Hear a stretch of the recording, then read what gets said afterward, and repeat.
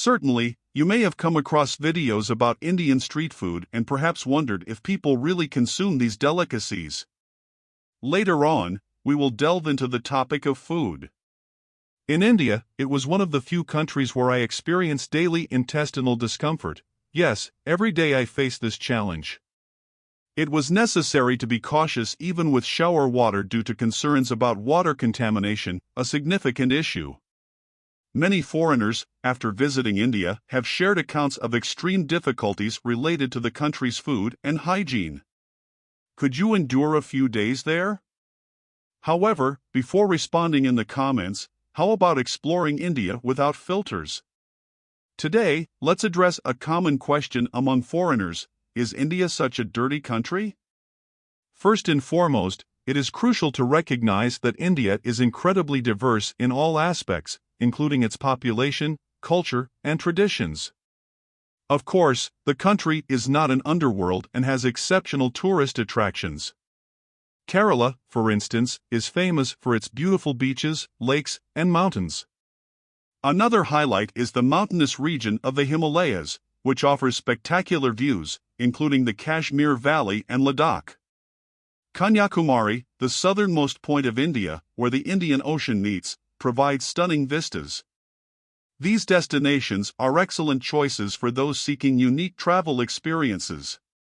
Despite its beauty, India is known to face challenges related to diseases and rare anomalies. In some regions, marriages between relatives are common, increasing the risk of recessive genetic diseases. Furthermore, water and food contamination also contribute to these health issues. India holds the title of the country with the highest population index in the world, surpassing 1,400,000,000 inhabitants in April 2023.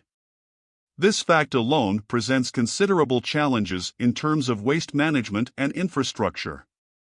Another aspect to consider is the lack of access to basic services in some regions, such as effective garbage collection and sanitation systems.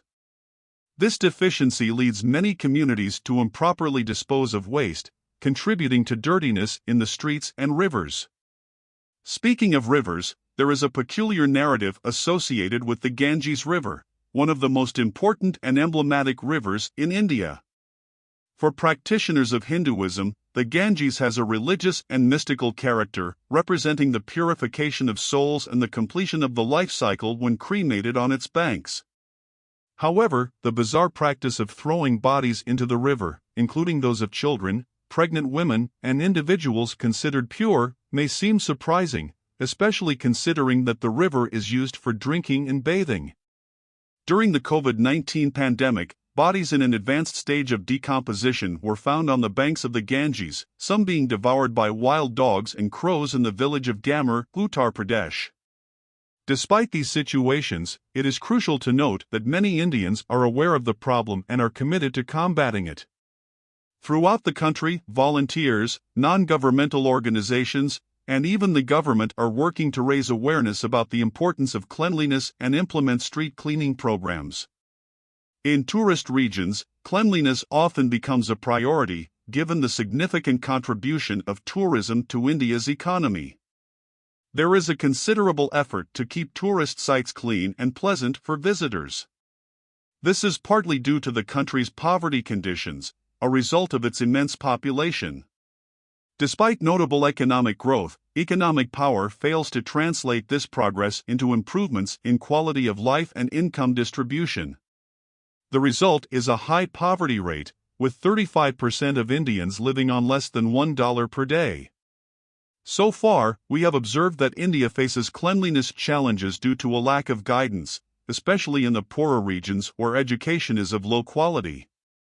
Additionally, the financial difficulties faced by the population contribute to this situation. It is important to note that the lack of cleanliness is not widespread throughout the country but is concentrated in low-income and more deprived areas. While not an excuse, cultural practices also influence actions. If you enjoyed this video, I invite you to leave a like and subscribe to the channel to not miss upcoming content. I'm wrapping up here. Until next time.